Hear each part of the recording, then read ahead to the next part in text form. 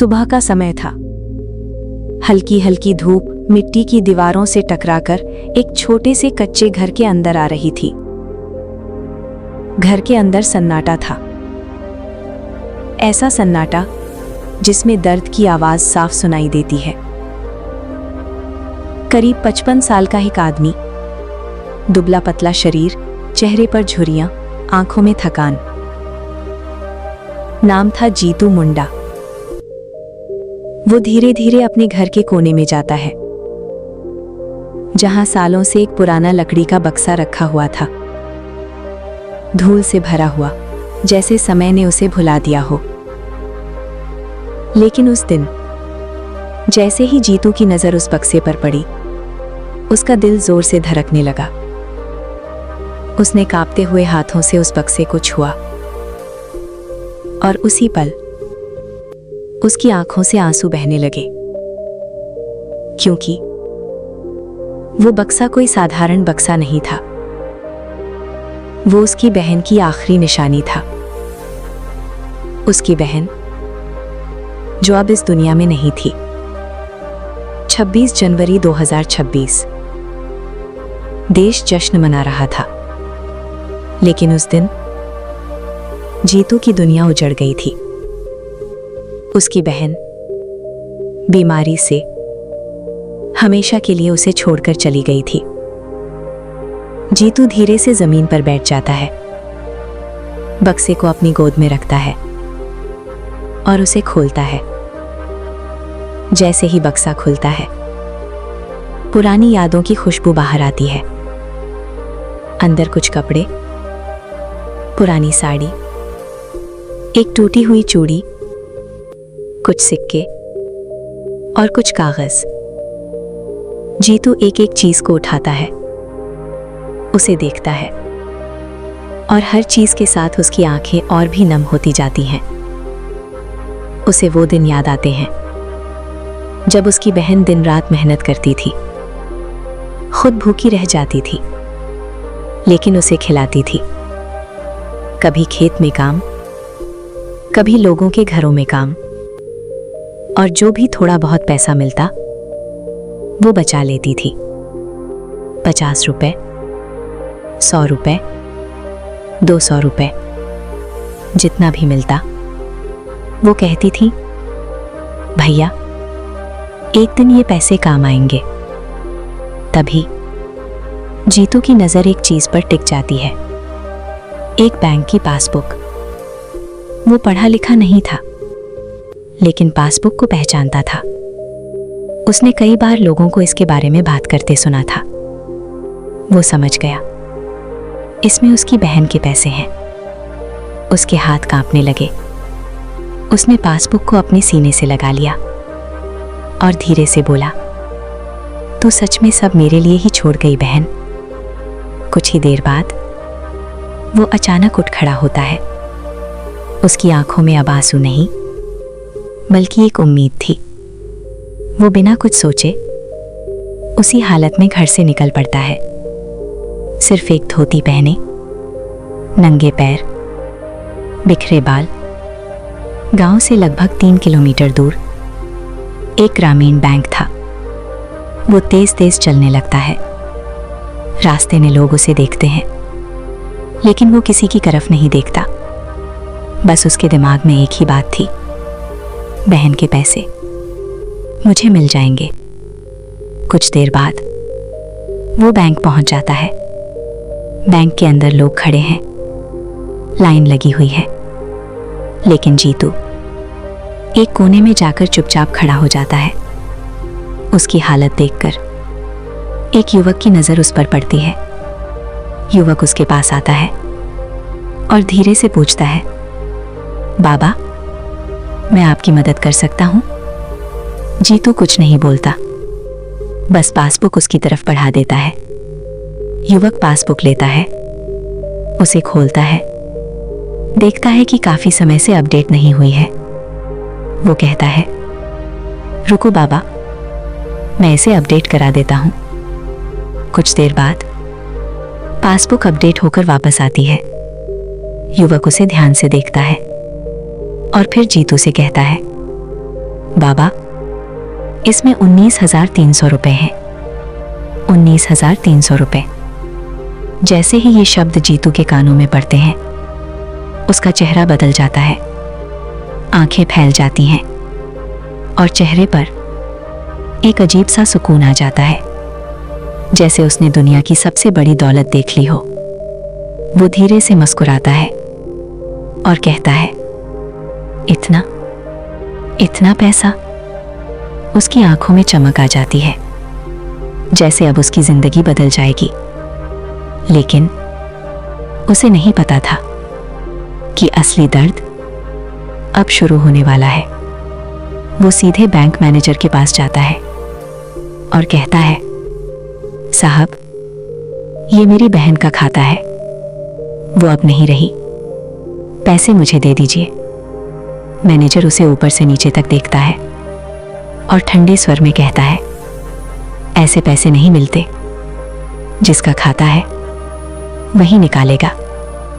जीतू धीरे से कहता है, साहब, वो मर गई है। मैनेजर, तो नॉमिनी को लेकर आओ। जीतू, वो भी मर गया। मैनेजर चिढ़कर, तो डेथ सर्टिफिकेट लाओ, बिना कागज के पैसे नहीं मिलेंगे। जीतू चुप हो जाता है, उसे समझ ही नहीं आता डेथ सर्टिफिकेट क्या होता है, कहाँ मिलता है, कैसे बनता है। वो बस धीरे से सिर झुकाता है और बैंक से बाहर निकल जाता है। उस दिन वो खाली हाथ घर लौटता है, लेकिन उम्मीद नहीं छोड़ता। अगले दिन फिर बैंक आता है, फिर वही जवाब, फिर वही इनकार। दिन गुजरते जाते हैं। जीतू रोज आता है, रोज खड़ा रहता है, रोज विनती करता है। कभी उसकी आंखों से आंसू निकलते हैं, लेकिन कोई फर्क नहीं पड़ता। और फिर एक दिन 27 अप्रैल 2026 कुछ ऐसा होता है जो पूरे देश को हिला देता है। 27 अप्रैल 2026 की सुबह गांव में हल्की धूप फैली हुई थी, लेकिन जीतू मुंडा के दिल में अंधेरा था। कई दिनों से वो एक ही उम्मीद लेकर बैंक जा रहा था और हर बार खाली हाथ लौट रहा था। उस रात वो सो नहीं पाया। पूरी रात बस एक ही बात उसके दिमाग में घूमती रही, सबूत लाओ, सबूत लाओ। वो बार बार खुद से पूछ रहा था, कैसा सबूत चाहिए उन्हें, कैसे बताऊं कि मेरी बहन अब नहीं रही। सुबह होते ही वो अचानक उठता है। उसकी आंखें लाल थीं, चेहरे पर दर्द और अंदर एक अजीब सा फैसला। वो बिना कुछ खाए, बिना किसी से कुछ कहे सीधा घर से निकल जाता है। लेकिन इस बार उसका रास्ता बैंक की तरफ नहीं था। वो जा रहा था गांव के उस हिस्से की तरफ जहां शमशान था, जहां उसने अपनी बहन को आखिरी बार विदा किया था।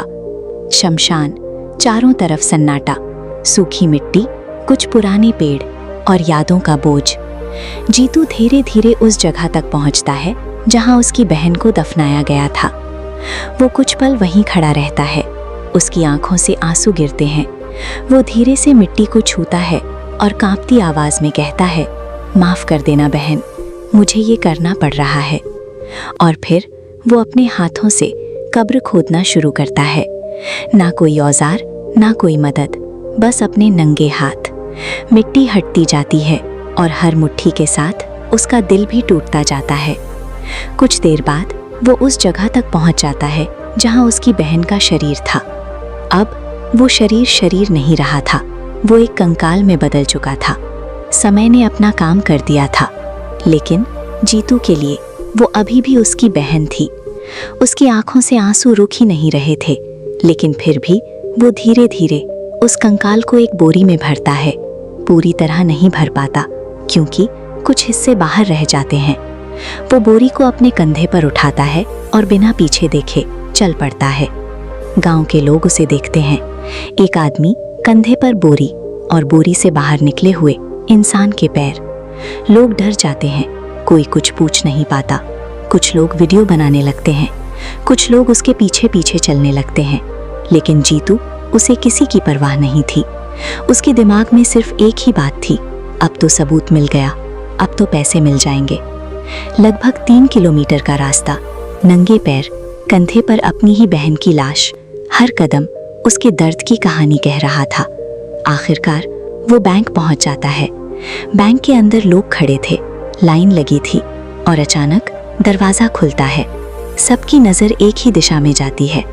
जीतू अंदर आता है, कंधे पर बोरी, धीरे धीरे चलता हुआ सीधे मैनेजर की टेबल तक पहुंचता है और फिर वो बोरी को नीचे रखता है। पूरा बैंक एकदम खामोश। जीतू धीरे से बोरी खोलता है और कांपती आवाज में कहता है, साहब आप सबूत मांग रहे थे ना। जैसे ही बोरी खुलती है, अंदर का दृश्य देखकर सबके रोंगटे खड़े हो जाते हैं। किसी की आंखें फटी रह जाती हैं, कोई पीछे हट जाता है, किसी के हाथ कांपने लगते हैं। जीतू रोते हुए कहता है, ये मेरी बहन है, अब तो मान जाओ, अब तो पैसे दे दो। उसकी आवाज पूरे बैंक में गूंज रही थी और हर शब्द दिल को चीर रहा था। मैनेजर जो अब तक सख्त बना हुआ था, उसकी भी हालत खराब हो जाती है। वो कुछ बोल नहीं पाता। बैंक के बाकी लोग अब गुस्से में थे। कोई कहता है, इतना बड़ा सबूत चाहिए था तुम्हें। कोई चिल्लाता है, इंसानियत मर गई है क्या। भीड़ बढ़ने लगती है। जो लोग बाहर थे वो भी अंदर आ जाते हैं। किसी ने पुलिस को फोन कर दिया। कुछ ही देर में पुलिस भी वहां पहुंच जाती है। पुलिस ने जब पूरा मामला सुना तो वो भी सन्न रह गई। लोगों का गुस्सा बढ़ता जा रहा था। सब एक ही बात कह रहे थे, अगर जांच करनी थी तो गांव जाकर कर लेते, प्रधान से पूछ लेते।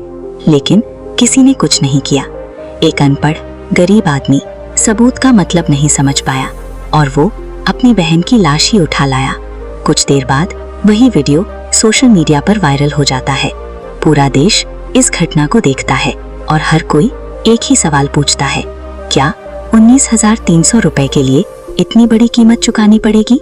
लोग रोते हैं, गुस्सा करते हैं और सोचने पर मजबूर हो जाते हैं।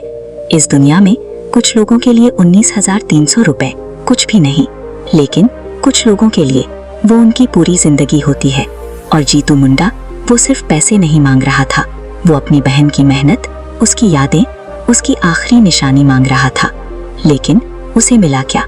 एक ऐसी कहानी जो इंसानियत को आईना दिखा गई। तो दोस्तों, पैसा जरूरी है, लेकिन उससे भी ज्यादा जरूरी है इंसानियत, क्योंकि जब इंसानियत मर जाती है तो फिर ऐसे ही किस्से जन्म लेते हैं। तो दोस्तों, अगर इस कहानी ने आपके दिल को छुआ हो तो प्लीज इसे लाइक, शेयर, सब्सक्राइब जरूर करें, ताकि शायद किसी और जीतू को अपनी बहन की लाश उठानी ना पड़े। तो दोस्तों, मिलती हूँ एक और नई रोमांचक कहानी के साथ। धन्यवाद।